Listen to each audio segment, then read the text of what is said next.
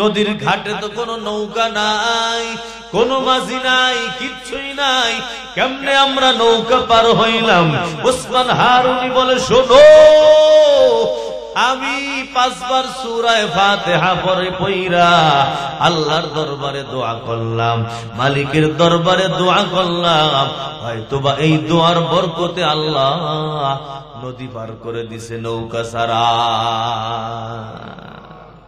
সূরা ফাতিহা আছে, সব আছে, কিন্তু আমরা নাই। ঠিক কিনা বলেন? সব জায়গা মতো আছে। যেমন সাহাবায়ে কেরাম এক এলাকার পাশ দিয়া যায়, ও এলাকার সর্দার, যে সর্দারকে সাপে কামড়াইছে, এলাকার লোকজন আইসা বলে, হে আল্লাহর নবীর সাহাবীরা, আমাদের সর্দারকে সাপে কামড়াইলো, যদি তোমরা একটু ঝাড়ফুঁক করতে আমাদের জন্য ভালো হইতো। সাহাবী বলতেছেন, ঝাড়ফুঁক করতে পারবো, তবে শর্ত আছে। কি শর্ত? কয় শর্ত হলো, আমরা 30 জন মানুষ, 30টা ছাগল দিবা। কয় কোনো সমস্যা নাই, 30টা ছাগল দিতে আমাদের কোনো সমস্যা হবে না, যদি আমাদের সর্দারকে সুস্থ বানাইতে পারো, ওই 30টা ছাগল দিতে আমাদের কোনো কষ্ট হবে না। আল্লাহর নবীর সাহাবী ওই সর্দারকে সাপে কামড়াইলো, সাহাবী তার কাছে গিয়া সূরা ফাতিহা পড়ে ফু দিছেন। সূরা ফাতিহা পড়ে ফু দিতে দেরি, বিষ নামতে দেরি হয় না। ওই সূরা ফাতিহা আছে না নাই? সব আছে, কিন্তু আমরা নাই। ঠিক কি না? জোরে বলেন। কোরআন কোন পরিবর্তন হয়েছে নি? কোরআনের পাওয়ার কমে গেছে নাকি? যেই পাওয়ার, যেই ক্ষমতা, যেই যা যত শক্তি কুওয়াত দিয়ে আল্লাহ কোরআনকে পাঠাইছিল, ওই শক্তি, ওই ক্ষমতা, ওই কুওয়াত এখনো কোরআনের মধ্যে আছে। কিন্তু আমরা মানুষগুলো চেঞ্জ হয়ে গেছি, আমরা মানুষগুলো আগের মতো নাই, যার কারণে সূরা পড়ি, ফাতিহা পড়ি, কোনো উপকার আমাদের হয় না। আল্লাহর নবী বিভিন্ন সূরার মধ্যে বিভিন্ন আমল বলছেন। অমুক সূরা পড়ো, এত ফায়দা, অমুক সূরা পড়ো, এই লাভ। যেমন সূরা ফাতিহার ব্যাপারে বলছেন, এই সূরার নাম হলো সূরাতুশ শিফা। সূরা ফাতিহা পড়া যদি ফু দাও, আল্লাহ তাআলা রোগ ভালো বানাইয়া দিবেন। সূরা ফাতিহা পড়া দিয়া পানির মধ্যে ফু দিয়া যদি ওই পানিগুলা পান করো, এর বরকতে তোমার রোগ ভালো হয়ে যাবে। যেমন এই সাহাবী বিষ, একেবারে বিষের মধ্যে ফু দিল, হে বাবা, বিষ নাই না গেল। হেরে যুবকের দল, এই জন্য সূরা ফাতিহার একটা নাম হলো সূরাতুশ শিফা। এই সূরা বান্দা যদি পড়ো, এই সূরা পড়া যদি ফু দাও, আল্লাহ তোমার রোগ শিফা বানায়া দিবে। এই সূরা পড়ে যদি কোনো দোয়া করো, ওই মালিক তোমার দোয়াটা কবুল করবেন। কিন্তু আজকে বর্তমান হালাত হলো, আমরা এই সূরা পড়ি 1000 বার, কিন্তু তারপরও কোনো কাজ হয় না। এর কারণ হলো, রে বাবা, আমরা যে মানুষগুলো আগে ভালো ছিলাম, ওই ভালো মানুষগুলা না। ঠিক কি না? আমাদের মধ্যে গুনাহ আর হারাম ঢুকতে ঢুকতে আমাদের সব ধ্বংস হয়ে গেছে। আমার দাদা পীর হাকিম আখতার রহমাতুল্লাহ আলাইহি বলে যে, বান্দা যখন হারাম খায়, তখন ওই হারামের অন্ধকার, দুর্গন্ধ, এটা তার শরীরের ভিতরে ঢুকতে থাকে। কোথায় কোথায় ঢোকে? বলেন যে রগ রেশা, একেবারে গোশত, মাংস, শরীরের কোনায় কোনায় ওই হারামগুলো পৌঁছে যায়। পৌঁছাইয়া গেলে কি হয়? ওই চোখের মধ্যেও হারাম পৌঁছে, কানের মধ্যেও পৌঁছে, মুখের মধ্যেও পৌঁছে। এখন আর ভালো জিনিসকে ভালো দেখে না, ভালো জিনিসকে ভালো শোনে না। বলতেছে মানুষ ভালো জিনিস, কিন্তু ও কয় যে এটা ভালো না। ঠিক না? যেমন জ্বর হইলে মজাদার খাওন কেমন লাগে? তিতা লাগে। এত মজা করে সবাই খাইতেছে, আর উনি অসুস্থ, জ্বর। উনি কয় কি রাঁধছে, কোনো মজা নাই। বলেন দোষ কি খাওনের? দোষ কি বাবুর্চির? দোষ কার? এর নিজের দোষ। কোরআন হাদিসের বয়ান করে ওইখানটা শুইনা সহ্য করতে পারে না। এই দোষ কি হুজুরের না? হ্যাঁ, আমার দোষ। আমার কানে সয় না, এই দোষ কার? আমার কানের মধ্যে ডিস্টার্ব হয়ে গেছে। কেন হয়েছে? ওই যে অন্যায়, অপরাধ, জুলুম, হারাম, সুদ, ঘুষ সব খাইয়া চোখও অন্ধ হয়েছে, কানও অন্ধ হয়েছে, কিচ্ছু শুনি না। রাগ করবেন না, রাগ করবেন না। বয়ান এগুলো যদি আমরা হজম করতে না পারি, তাহলে বোঝা গেল যে আমার রোগ মারাত্মক পর্যায়ে গেছে, ক্যান্সারের পর্যায়ে গেছে। না হইলে কোরআনের কথা শুনলে রাগ হবে কেন? হ্যাঁ, কোরআনের কথা শুনলে জেলখানায় পাঠাবে কেন? সমস্যা। হ্যাঁ, যে হুজুরে জেলখানায় পাঠাইছে, ওই হুজুরে কি ডাকাতি করছে, চুরি করছে? তাহলে পাঠাইছে আবার খাবার। এ ভাই, এই জন্য আমাদের দেওবন্দ মাদ্রাসার পাশে একটা গরিব মানুষ ছিল। উনি ঘাস কাটতেন, ঘাসের ব্যবসা করতেন। যেই টাকা পাইতেন, কিছু টাকা সংসারে খরচ করতেন, কিছু টাকা দান করতেন, আর কিছু টাকা রাখতেন দেওবন্দের হুজুরদেরকে মাস শেষে দাওয়াত দিয়ে খাওয়াবেন। এই জন্য কিছু গরিব মানুষও আছে যারা আলেম ওলামাদেরকে খুব মহাব্বত করে। এ ভাই, আলেমদেরকে মহাব্বত করবেন না তো কারে করবেন? এই জামানায় যদি নবী থাকতো, নবীরে মহাব্বত করতেন না? করতেন কিনা? অবশ্যই।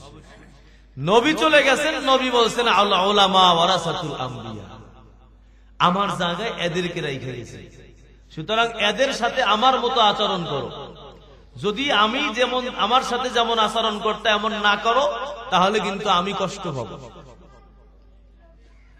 এখন যারা আলেমদের সাথে দুশ্মনী রাখে বা বিদ্বেষ রাখে বা আবিজাবি বলে, বানিয়া জেলখানায় ঢুকায়। এ ভাই, জেলখানায় এই দেশে যত সরকার আইছে, সব সরকার হুজুর করে জেলখানায় ঢুকেছে। খালি আওয়ামী লীগ সরকার। আমরাও তো আওয়ামী লীগই, ঠিক না? আমি কি আওয়ামী লীগের বাইরে নেই? আপনারা যেমন আওয়ামী লীগ, আমিও তো আওয়ামী লীগ, আমার বাড়িও তো এখানে। তো আমার আপনারা পর পাবেন কেন? কিন্তু আওয়ামী লীগ হইলাম, হক কথা তো আর সারা যাবে। বলেন, আমার বাবায় যদি ভুল করে, আমি যদি ওইখানে হক কথা না বলি, আল্লাহর কাছে মুক্তি পাওয়া যাবে? আপনি যে কোনো দল করতেই পারেন, ওই দলের মানুষে যদি ভুল করে আপনার বলতে হবে না? তাহলে তো আপনি বোবা শয়তান হয়ে গেলেন। হ্যাঁ, শয়তানুন আখরাস। নবী বলেন, যারা হক কথা থেকে চুপ থাকে মানুষের ভয়ে, ওরা বোবা শয়তান, বোবা শয়তান। মুরব্বীরা রাগ করবেন না, রাগ করবেন না, এগুলো সত্য কথা। আপনার এলাকায় যদি গুনাহ হয়, আপনাকে প্রতিবাদ করতে হবে। আপনার এলাকায় সৎ কাজের দাওয়াত আপনাকে দিতে হবে, এটা আপনার আমার দায়িত্ব।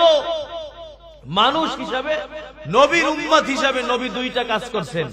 নবী নিজের আমল ঠিক করছেন, আর উম্মতের আমল ঠিক করার ফিকির করছেন, ঠিক কিনা? দাওয়াত দিতে গিয়া কাফের মুশরিকদের মাইর খাইছেন, পাথর লাগছে, তারপর নবী দাওয়াত বন্ধ করেন নাই। ওই নবীর দুইটা দায়িত্ব আমাদের কাছে দিয়ে গেছেন। আমরা নিজেরা নেককার হব, অন্যদেরকে নেককার বানাবো, এটা দায়িত্ব। আপনি এলাকার চেয়ারম্যান, এলাকার মেম্বার, এলাকার দায়িত্বশীল, বাজার কমিটি সভাপতি কে আমি জানি না, এই বাজারে যদি গুনাহ হয়, আপনি যদি বাধা না দেন, আল্লাহর কাছে আটকা পড়বেন। কোন সন্দেহ আছে? কোন সন্দেহ আছে?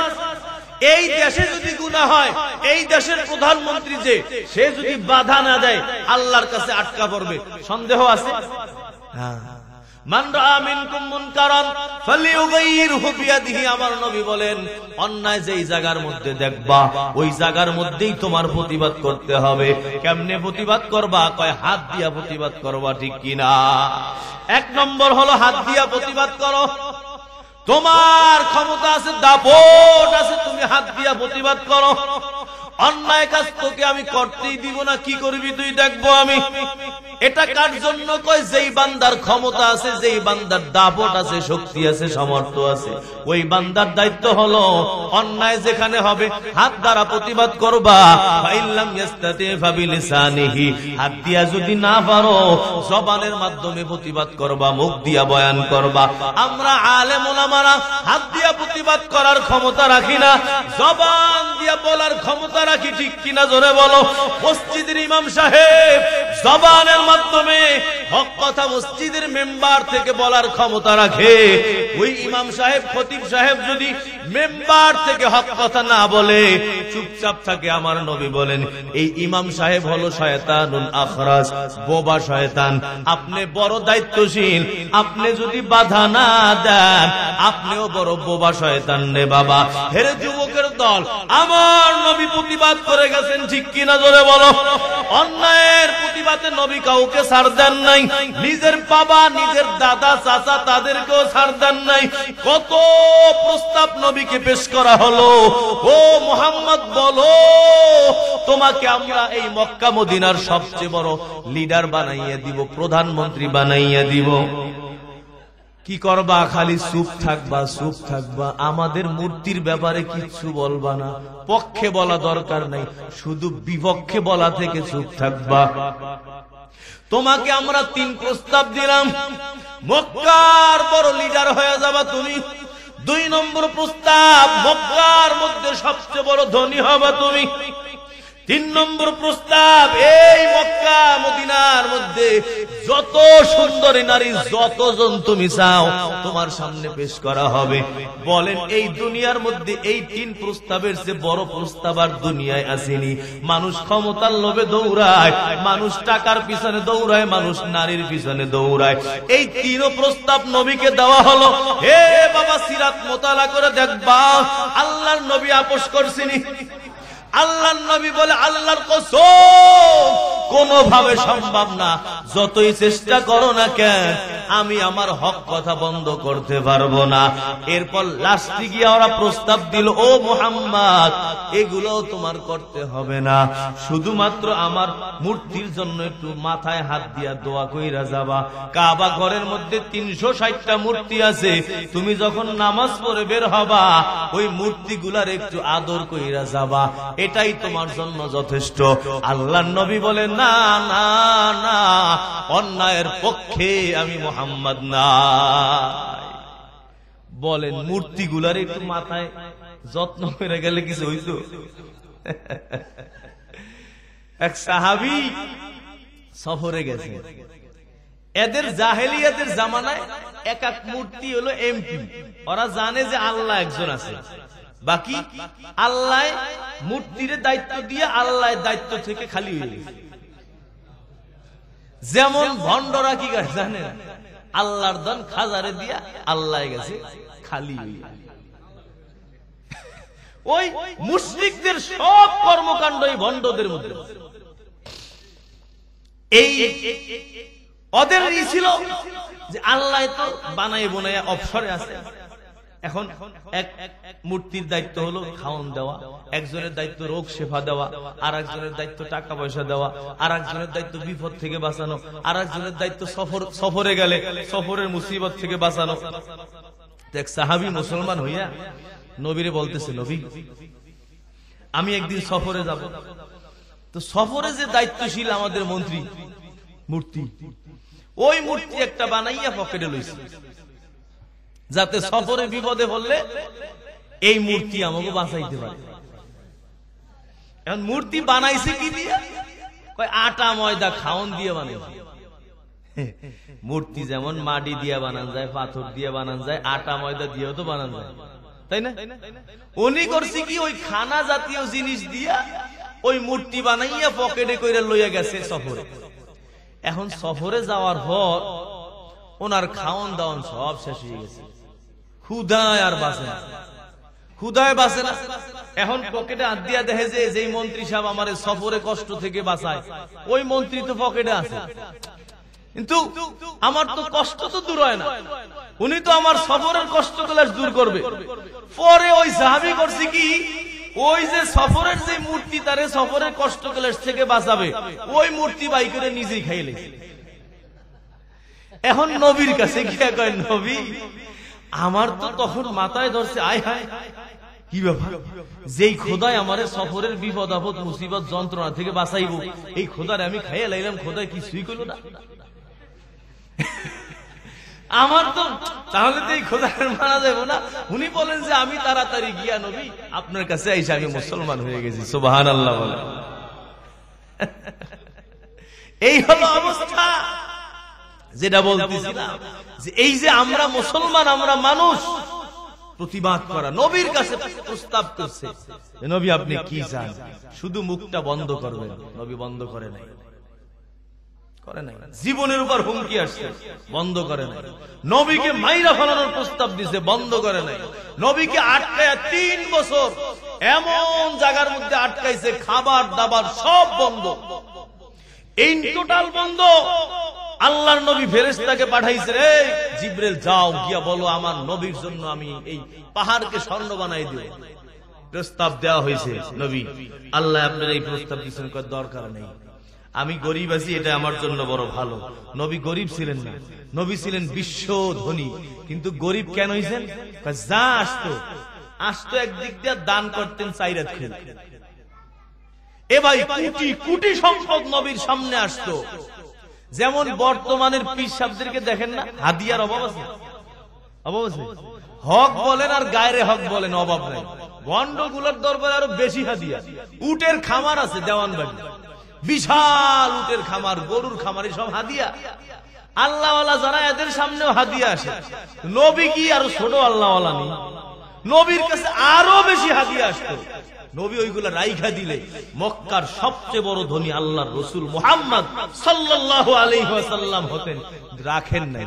একদিক দিয়ে আসছে, 2 হাত খুলে দান করছেন, নামাজে দাঁড়াই গেছেন, আয় হায় রে একটু তো দান করতে বাকি আছে, ছাইরা দিয়া একামত শেষ, উনি গিয়ে আগে দান কইরা তারপর এসে নামাজে দাঁড়াইছে। এই কারণে নবীর ছিল না, নবীরে আল্লাহ গরিব বানাইছে এমন না। তারপর আল্লাহ প্রস্তাব দিছে, হে নবী বলেন পুরা মক্কা মদিনার পাহাড়কে স্বর্ণ বানায় দিব, আপনি রাজি আছেন কিনা? দরকার নেই। আল্লাহ এই নবীরে বিভিন্ন ভাবে হুমকি ধামকি, হামলা মামলা, কোনো কিছুর অভাব নাই। বয়কট করছে, খানা দানা বন্ধ করছে, কোনোভাবে নবীকে দমাইতে পারছে? জোরে বলেন পারছে? আমরা ওই নবীর উম্মত, ঠিক কিনা বলেন? এ ভাই, যে যেই জায়গায় আছেন, যার জায়গা থেকে আছেন, হক কথা বলা বন্ধ করা যাবে না। আপনার ঈমান আগে বাঁচাইতে হবে। দেখেন এই জান হায়াত 1 মিনিট আগেও যাবে না, 1 মিনিট পরেও যাবে না, ঠিক কিনা? ইযা জাআ আজালুহা লা ইস্তাখিরুনা সাআতান ওয়া লা ইস্তাকদিমুন। আমার আল্লাহ বলেন, হে দুনিয়ার মানুষ শোন, যখন তোর মৃত্যুর সময় ঘনাইয়া যাইব, 1 মিনিট আগেও হবে না, 1 মিনিট পরেও হবে না রে বাবা। হে যুবকের দল, আমার নবী কাফের মুশরিকদের বিরুদ্ধে জিহাদের ময়দানে নামলো। বলো, বাড়িতে ঘুমানো আরাম নাকি জিহাদে যাওয়া আরাম? বাড়িতে ঘুমানো বড় আরাম, এটা আমার নবীও বুঝতো, কিন্তু রে বাবা আল্লাহর নবী এমনটা করেন নাই। ইসলামের স্বার্থে যেখানে যাওয়া লাগছে, আল্লাহর নবী ওই জায়গার মধ্যেই গেছেন। হে যুবকের দল, ও পর্দার অন্তরালের মা গো, যেটা বলতেছিলাম, হালাল যদি খাও অন্তরগুলা নুরানি হয়ে যাবে, বড় ভালো লাগবে। হারাম যদি খাও ভিতরটা বড় অন্ধকার, কোরআন হাদিসের কথাগুলো বড় খারাপ লাগবে। আজকে হারামের মধ্যে আমরা ঢুকে গেলাম, অথচ আমার নবী বলছেন লা ইয়াদখুলুল জান্নাতা জাসাদুন গুজিয়া বিল হারাম। ওই দেহ মালিকের জান্নাতে যাবে না যেই দেহ হারাম টাকা দিয়া লালন পালন হয়।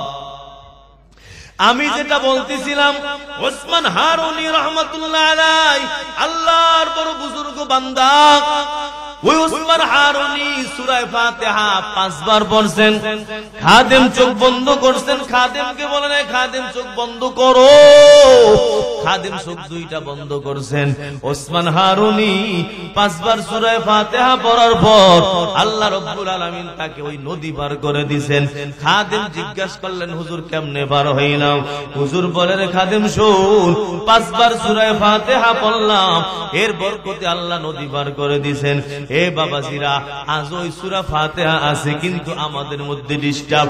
ওরে পর্দার অন্তরালের মা গো, এর যুবক, আল্লাহর কসম, ওই যদি তুমি আমিও আল্লাহওয়ালা হয়ে যাই, তোমার আমার জবান দিয়া ফু দিলেও বিষ নাইমা যাবে। বিসমিল্লাহ বইলা বিষ খাইয়া ফেলাইলো, ওই বিষ কোনো প্রতিক্রিয়া করতে পারে নাই রে বাবা। ওই বিসমিল্লাহ আজও আছে, কিন্তু শুধুমাত্র তুমি আমি নাই। ওসমান হারুনি এত বড় আল্লাহওয়ালা মানুষ। ওসমান হারুনি তার ছাত্র, তার মুরিদ খাজা মাইনুদ্দিন চিশতি রহমাতুল্লাহ আলাইহি একদিন এশার নামাজ পড়ার পর ওই মসজিদের মধ্যে ঘোষণা দিল, আজকে যারা ফজরের নামাজ আমার পেছনে পড়বা ওই মানুষগুলো জান্নাতে যাবে। যারা ফজরের নামাজ পড়বে আজকে সবগুলো জান্নাতে যাবে। তবে শোনো, যদি কেউ কারো কাছে বলে দাও ওই মানুষটা কিন্তু জাহান্নামে যাবা, এই সংবাদ যদি জানাইয়া দাও তাহলে কিন্তু তুমি জাহান্নামে যাবা। সুতরাং কেউ কাউকে জানাবা না, নিজের ইচ্ছায় যারা যারা এই মসজিদের মধ্যে আসবে ওই মানুষগুলো আল্লাহর জান্নাতে যাবে। এরে বাবা, যারা ফজরের যখন আজান হয়, আজান হওয়ার পর তাকাইয়া দেখলো ওই মসজিদের আশেপাশে লাখ লাখ মানুষ জমা হয়ে গেছে। মসজিদে ধরে না, মসজিদের আশেপাশেও ধরে না, রাস্তাঘাটের মধ্যেও ধরে না। এত মানুষ কোত্থেকে আসলো?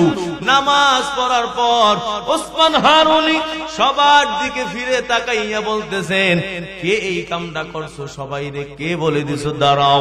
আল্লাহ তাআলার বান্দা কেউ ভয়তে দাঁড়ায় না। অনেক সময় পর একটা বাচ্চা দাঁড়াইছে, ওই বাচ্চা দাঁড়াইয়া বলতেছে, হুজুর আমি এই কামটা করছি, আমি সবাই ঘরে ঘরে গিয়া জানাইয়া দিছি যে আজকে যদি ফজরের নামাজ ওসমান হারুনির পিছে পড়তে পারো সোজা মালিকের জান্নাতে যাবা।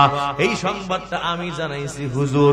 জিজ্ঞাসা করলেন, তুমি কি জানো না আমি যে বলছিলাম যারা জানাইয়া দিবা ওই মানুষটা কিন্তু জাহান্নামে যাবা? ওই যুবক বলে, হুজুর হ্যাঁ, আমি ভালো করেই তো জানি যে জানাইয়া দিলে আমি জাহান্নামে যাব, কিন্তু তাহলে জানাইলা কেন? ওই যুবক বলে, হুজুর আমি জানাইলাম এই জন্য যে আমি একা জাহান্নামে গিয়া যদি লাখ লাখ মানুষ জান্নাতে যায়, এটা আমার বড় সার্থকতা। ওই যুবকটাকে, ওই যুবকটা হলো খাজা মাইনুদ্দিন চিশতি রহমাতুল্লাহ আলাইহি। এরে ভাই, উম্মতের প্রতি এত মায়া। ওসমান হারুনি কয়, শোন এরে বাবা, আমার হাতে তো জান্নাতও নাই জাহান্নামও নাই, আমি তো আল্লাহর নগণ্য বান্দা। তবে এই ঘোষণা কেন দিছি জানো? যাতে করে পরীক্ষা করতে পারি যে কার মধ্যে উম্মতের দরদ বেশি। এ বাবা, তুমি এই পরীক্ষায় পাস করছো। এই খাজা মাইনুদ্দিন আজমিরি চিশতি রহমাতুল্লাহ আলাইহি এত বড় আল্লাহওয়ালা ছিলেন। এই আল্লাহওয়ালার নামে এই রজব মাসে ভণ্ডর দল ডেক পাতাইয়া চাউল ডাল উড়াইয়া উরুস শরীফ পাতায়। রাগ করবেন নি এই কথা কইলে? আবার কালকে কবেন যে কি উল্টা পাল্টা বয়ান করে গেছে, হ্যাঁ পীর সাহেবের শানে বেয়াদবি করে গেছে। এটা কি পীর সাহেবের শানে বেয়াদবি? উনি বড় আল্লাহওয়ালা, কিন্তু আমরা যেটা করতেছি এগুলো ভণ্ডামি, আমরা যেটা করতেছি এগুলো অন্যায়। এই কাজগুলো মুশরিকরা করত। বক্সে একটু আওয়াজ দাও, এত অশান্তি মাইক দিয়ে। আল্লাহ করো তো, একটা দাও। এই বলতেছে যে শোনো, তোমার মতো মানুষ যতদিন পর্যন্ত এই দুনিয়ায় থাকবে মানুষ গোমরা হইতে পারবে না। এই মাইনুদ্দিন চিশতি রহমাতুল্লাহ আলাইহি এত বড় আল্লাহওয়ালা, উনি এই আজমির শরীফের মধ্যে ঘুমায় আছেন, আর আমরা কি করছি? ওনার এই কবরটারে মাজার বানাইছি। বলেন মাজার বানানো কি জায়েজ আছে? হারাম। ইসলামের মধ্যে কারো কবর পাকা করা জায়েজ নাই, ঠিক কিনা বলেন? কবরের মধ্যে মশারি টানানো তো সুন্নাত। কেউ মশারি টানায় না কবরে? দেখবেন কবরের মধ্যে মশারি টানাই দিচ্ছে। কিরে ভাই মশারি টানাইছিস কেন? তোর পিসাবের কি মশায় কামড়ায়? তো মশাই যদি কামড়ায় তাহলে কবরের উপরে লাগাইছো কেন? ভিতরে লাগাও। পিসাব তো কবরের ভিতরে আছে। তো মশাই যদি কামড়ানোর থেকে বাঁচাইতে চাও তাহলে কবর খুইডা ভিতরে একটা মশারি টানাই দাও, তাহলে আর মশাই কামড়াইব না, কাম হইব। এ ভাই ওই যে কবরের যে মশা, ওই মশার দুনিয়ার মশা কি এক? আই হাই হাই, কবরের আগুন নিবানোর জন্য যদি আপনি দমকল দিয়া খালি কবরে পানি দিতে থাকেন আগুন নিবব। কবর গরম ঠান্ডা বানানোর জন্য 5 টনের একটা এসি লাগাই দিছে, ঠান্ডা হইব তো কেন? পুরা শীতল, কাম হইব না। এই দুনিয়ার এলেম দুনিয়া পর্যন্তই শেষ।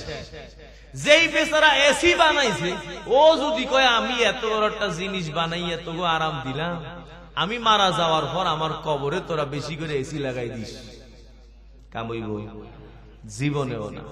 পিসাবরে যদি মশায় কামড় দেয় ওই মশারি টানাই কাজ হইব? জীবনেও না। কবরের মধ্যে মশারি টানায় বেদাত, ঠিক কিনা বলো? কবরের মধ্যে ফুল দেয় আছে না নাই? এ বাবাজিরা, নেতার কবরেও তো ফুল দেওয়া জায়েজ নাই।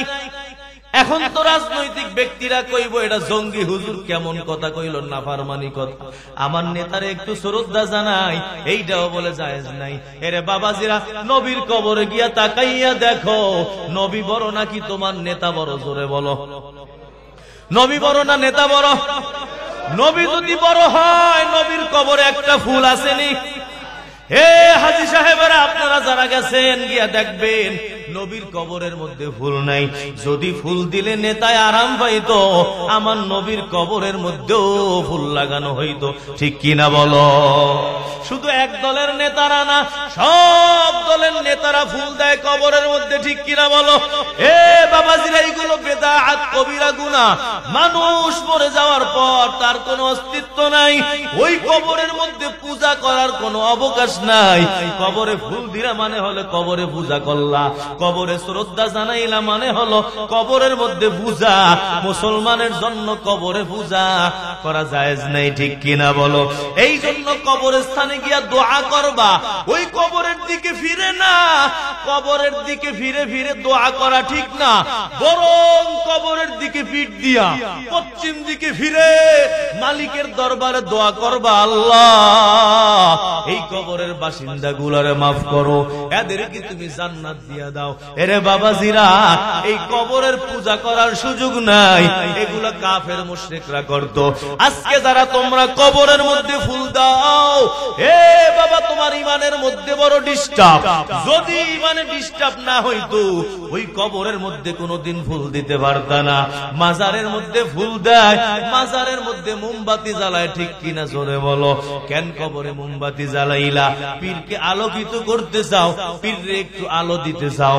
যদি আলো দিতে চাও উপরে কেন কবর খনন কইরা বাতি, কারেন্টের বাতি লাগাও, ঠিক কিনা? রাগ করতেছেন? আমরা না কইলে শুনবেন কই থেকে এইগুলো বলেন? এই যে আপনাদের ইমাম সাহেব আছে, যত হুজুররা আছে, যদি এই হারাম অন্যায় কাজ থেকে আপনাদেরকে সঠিক রাস্তা আমরা না দেখাই, শুনবেন কোথা থেকে? হে বাবা, তিতা লাগলেও খুব মনোযোগ দিয়ে শুই না, আমলের ফিকির করা যে তিতা যদিও অ্যান্টিবায়োটিক ঔষধ কি মজা লাগে, তিতাই লাগে। বাচ্চায় খাইতে চায় না, জোর করে ফাড়াইয়া দুইটা খাওয়া, পরে কি হয়? রোগ ভালো হয়ে যায়, রোগ ভালো হয়ে যায়।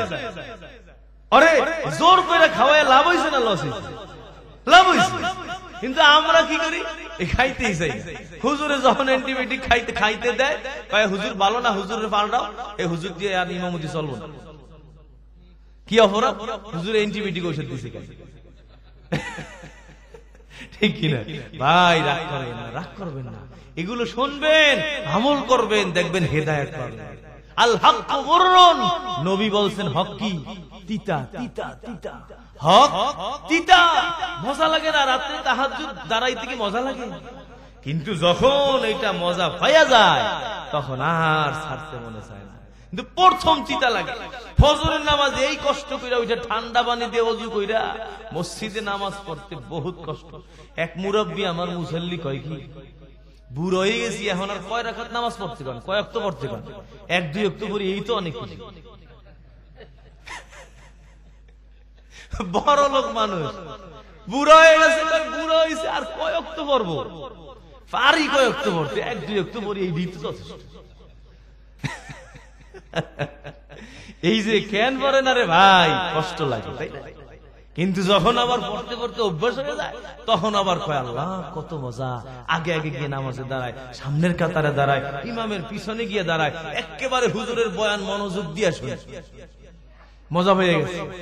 কিন্তু যখন প্রথম প্রথম তিতা লাগে, এই যে কবরকে পাকা বানানো হারাম, নেতাদের কবর যে ফাঁকা বানাইছে হারাম, আমাদের নবীর কবর তাহলে ফাঁকা বানাইলো কেন? এই প্রশ্ন আছে না? এই প্রশ্নের জবাব হলো নবীর কবরে 1 নম্বর যেটা কারণ সেটা হলো নবীকে ঘরের মধ্যেই দাফন করছে। সুবহানাল্লাহ। নবী আম্মিজান আয়েশা সিদ্দিকার বাড়িতে মারা গেছে, ওই যেখানে মারা গেছে ওই জায়গায় দাফন। কারণ নবীদের ব্যাপারে সিস্টেম হলো ওনরা যেখানে মারা যাবেন ওখান থেকে লড়ানো হবে না। আমরা যেমন ঢাকা মারা গেলে কি করে, অ্যাম্বুলেন্স দিয়ে দেশে নিয়ে আসে, এটা দেশে কবর দেয়। কিন্তু ওখানে নবীদের ব্যাপারে সিস্টেম, ওনরা যেখানে মারা যাবে ওখানে দাফন হবে।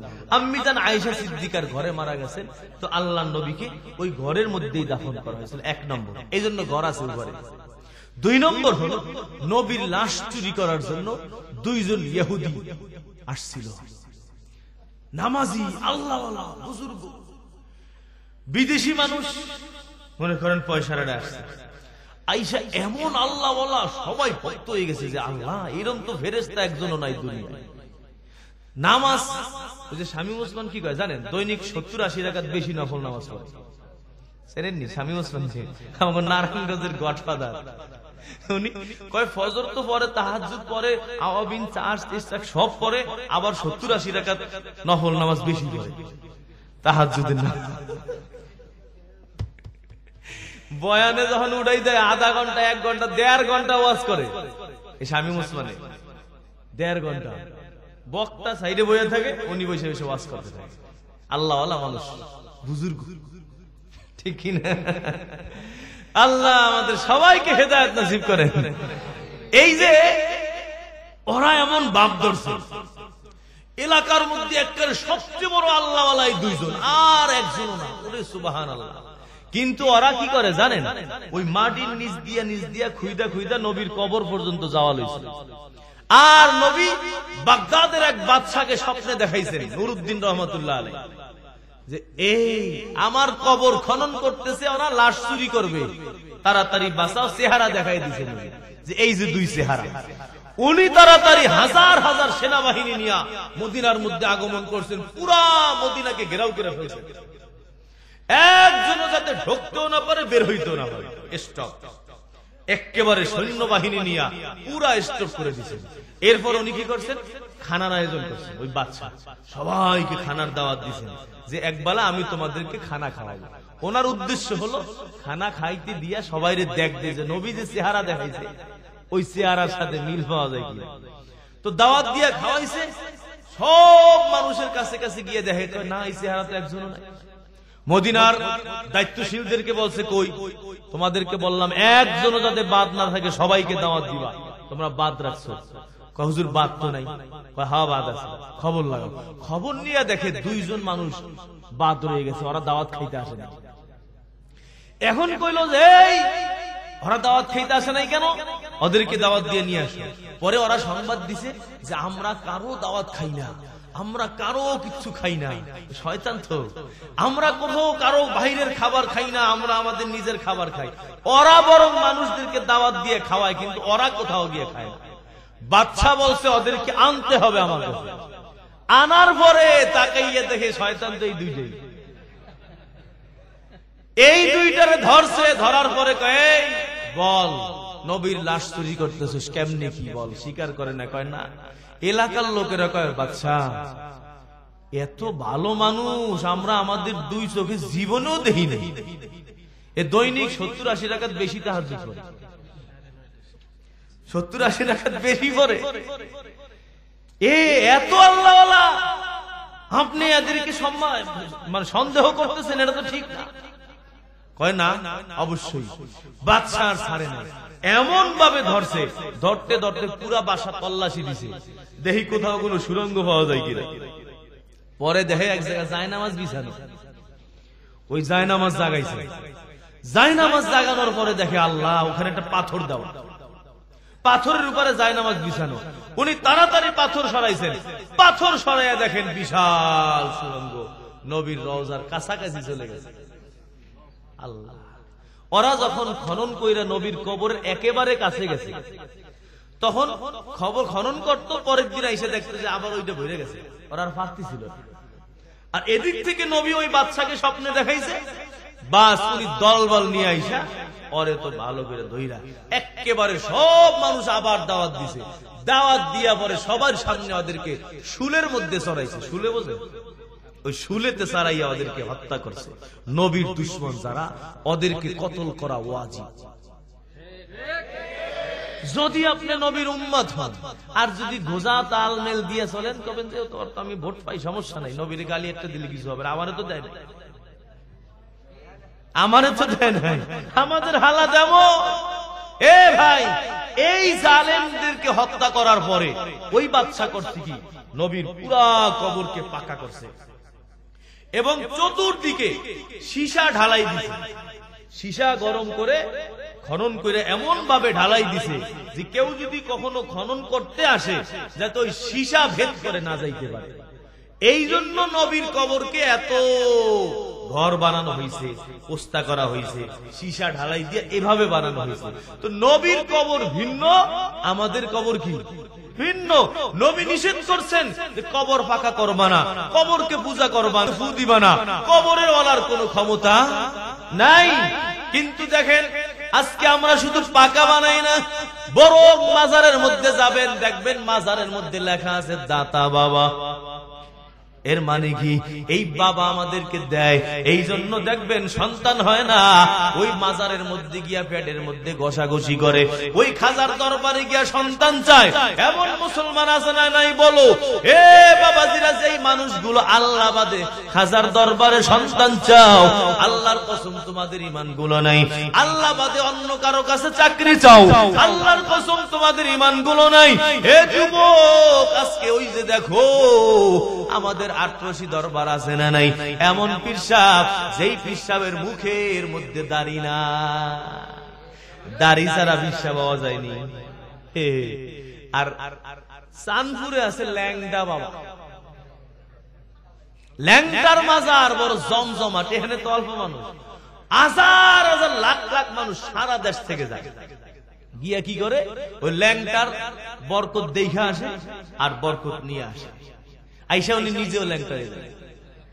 আগে যতটুকু নামাজ পড়তো ওখানে গিয়া আর এখন নামাজ লাগে না, কারণ ল্যাংটাই কইছে তুই আমার মতো ল্যাংটা হয়ে চলবি, আর নামাজ নামাজ লাগবো না, বাড়ি বুড়ি আইলে আমি ঠেকাবো। পরে করে কি জানেন, এই লাল বইতে একটা হাতে লাগায়, দেখবেন অনেক মুসলমানের হাতে লাল সুতা আছে, এই লাল সুতোই ল্যাংটার মাজারের। এইগুলা বিভিন্ন জায়গায় বিক্রি হয়, এই আপনাদের পয়সাটা বিক্রি হয়, আপনারা জানেন না। বিভিন্ন লোকে এইগুলো আইনা বেচে এবং যাদের লাগে ওরা চেনে যে কার দ্বারে পাওয়া যায়। এই লাল বইটা লাগায় আর লাল গামছা একটা হাদিয়া নিয়ে আসে, এই গামছা মোবারক মাথার মধ্যে বাইন্দা বাইন্দা বাইন্দা বাইন্দা হাঁটে। এই যে বলেন ল্যাংটার মাজারে গেলে ঈমান থাকবো, আজকে আমরা এই কাজগুলো করতেছি। আমি এই বয়ান আজকে কেন করলাম, যে রজব মাস, এই রজব মাসের মধ্যে আমরা এই খাজা মাইনুদ্দিন চিশতি আজমিরি রহমাতুল্লাহ আলাইহি ওনার মাজার জিয়ারত করে, মাজারে শিরিক করে, মাজারে ওরস করে, ওনার মাজারের নামে টাকা পয়সা উঠাইয়া সিন্নি বানাইয়া নিজেরা খায় পেট ভরে আরাম করে। এগুলো সব শিরিক, নাজায়েজ কাজ, ঠিক কিনা? বুঝে আসছে ভাইজান? ইনশাআল্লাহ আমরা এগুলো করব না এবং এগুলোর প্রতিবাদ করব, এবং একমাত্র ক্ষমতার মালিক আল্লাহ। আল্লাহ ছাড়া দুনিয়ার কারো কোনো ক্ষমতা আছে? কারো ক্ষমতা নেই, কারো কাছে মাথা নত করবো না। রিজিক দেয় আমার আল্লাহ, আমার আল্লাহ ছাড়া দুনিয়ায় কেউ রিজিক দাতা নাই। সুতরাং আল্লাহকে ভয় করব এবং এই রজব মাসের যে আমল, এই আমল, এক নম্বর আমল কি ছিল? আল্লাহুম্মা বারিক লানা ফি রজব ওয়া শাবান ওয়া বাল্লিগনা রমাদান। এটা আরবিতে পড়বেন, যদি আরবিতে না পারেন বাংলায় পড়েন। বাংলায় পারেন না? হে আল্লাহ, রজব এবং শাবান মাসে বরকত দাও আর রমজান পর্যন্ত পৌঁছে দাও। এটাও যদি না পারেন তো কবেন যে আল্লাহ রমজান পর্যন্ত আমার হায়াত দিয়ে দাও, আল্লাহ রমজান পর্যন্ত হায়াত দিয়ে দাও। এই দোয়াটা করবেন। আর যতটুকু পারেন ইবাদত বাড়াবেন। আগে আমরা যতটুকু করতাম তার থেকে ইবাদত একটু বাড়ায় দিব। তেলাওয়াত 1 পৃষ্ঠা হইলেও বাড়াবেন, জিকির 100 হইলেও বাড়াবেন। ওই নামাজ 2, 3, 5 রাকাত আলাদা নফল শুরু করবেন। রমজান আসতেছে এর উপলক্ষে পারলে 1টা 2টা রোজা হইলেও রাখবো আমরা। এই আমলগুলো আমরা করব। এবং পর্দার মা বোনেরা যারা আছেন আপনারা বেপর্দায় বের হবেন না। দেখেন বেপর্দায় যারা বের হয় তারা জান্নাতে যাবে না, যাবে না, যাবে না। নবী বলেন নিসাউন কাসিয়াতুন আরিয়াতুন মুমিলাত মাইলাতুন রুসুহুন্না কাসলিমাতিল বুখতিল মাইলা লা ইয়াদখুলুনাল জান্নাহ ওয়া লা ইয়াজিদনা রিহাহা ওয়া ইন্না রিহাল জান্নাতি লা তুজাদু মিন মাসিরাতি কাযা ওয়া কাযা। যেই মহিলারা বেপরদায় চললো, যেই মহিলারা পরপুরুষের সামনে যায়, বেগানার পুরুষের সামনে যায়, ওই মহিলারা আল্লাহর জান্নাতে যাবে না, যাবে না। আমার নবীর হাদিস সত্য না মিথ্যা? এ বাবা, নবীর হাদিসে বলছেন লা ইয়াদখুলুনাল জান্নাহ, ওই নারীরা জান্নাতে যাবে না, ওয়ালা ইয়াজিদনা রিহাহা, এবং জান্নাতের ঘেরানটা পর্যন্ত পাবে না। জান্নাতে যাবে তো না, বড় ওই জান্নাতের ঘেরানটা পর্যন্ত পাবে না। ওয়া ইন্না রিহাল জান্নাতি লা তুজাদু মিন মাসিরাতি কাযা ওয়া কাযা।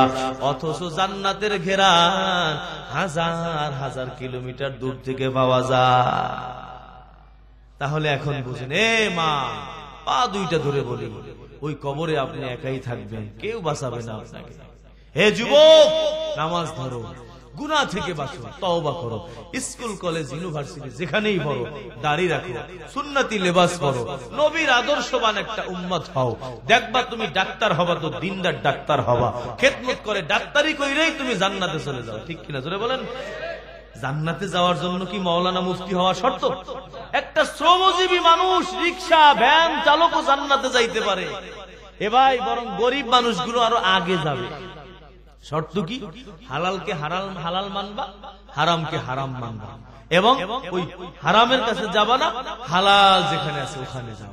কষ্ট করে অর্জন করো, অন্যায় পথে যাবা না, গুনাহ করবা না, কোরআনের তেলাওয়াত সহি করবা। আমাদের তেলাওয়াত যদি ভুল হয়ে যায় তাহলে কিন্তু আমাদের কোনো নামাজ হবে না, হবে না। এজন্য আমাদের দাদা পীর 5টা আমলের কথা বলেন যে তোমরা এই 5টা আমল করো। উনি মৃত্যুর আগে 17 বছর অসুস্থ ছিলেন।